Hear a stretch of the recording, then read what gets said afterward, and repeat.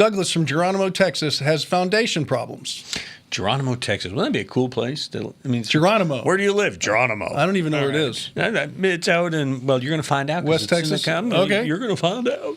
All right. He moved into this 1916 washboard siding farmhouse. I mean, he moved it. He didn't move into it. He moved the house. No, I like it. To him. I mean, that's a good-looking house. What a great structure, too. And I love that. When I grew up in northern New Hampshire, our house was yellow, and we had that same color porch on it, so it kind of brought back some memories. Especially where she's painting it and where he had to touch it up every spring. Do you know why a lot of those old homes are yellow? No, why is that? Yellow holds up better than any other exterior paint to sunlight. I'll be damned. And back in the old days, people were really particular about paint. Today, we just do all weird colors, but yellow was really popular. It's funny you say that. When I went up for my 40th high school reunion, we drove by that house. It's painted this color. Oh, is it really? It is. Anyway, so Douglas writes, it's now on my ranch. He moved this house. It's now on his ranch in West Guadalupe County. Okay. On black clay crud soil.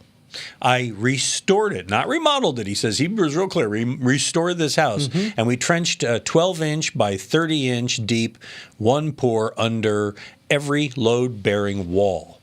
And it shifts much more than I like. Is there a correct way, he says, to place pier and beam on a black clay soil, Tom? And Douglas wants this fixed, even if it means he has to move the house again because he's got property. He can move it around if he needs to. The problem was he put it only under the supports. Oh. He poured this cube, so to speak, of concrete and put the supports on there. So they're all doing what they want to do. You need to unify them and bring them together. So on the exterior of the home, you end up pouring a beam all the way around the exterior, and wherever these point loads go, they'll sit on top of that beam. So the whole thing sits as like a big snowshoe. If you want to do some interior ones and just do the points, you can, but it's better to cross through with some other beams. So it's a set of beams without the slab is basically what it is.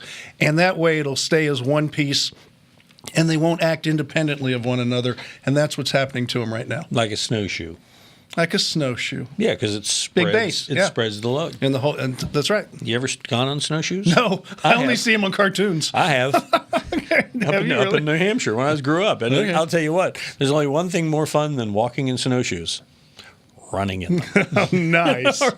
All right. You got a question, we'd be happy to help you out. Go ahead and send it to us. Use the form, HomeShowRadio.com. There's an Ask Tom form right there on the homepage. Send it to us. We'll answer it just like these videos over here. And we'd love it if you would subscribe to our channel and click the bell so we can ring yours every time we post a new one.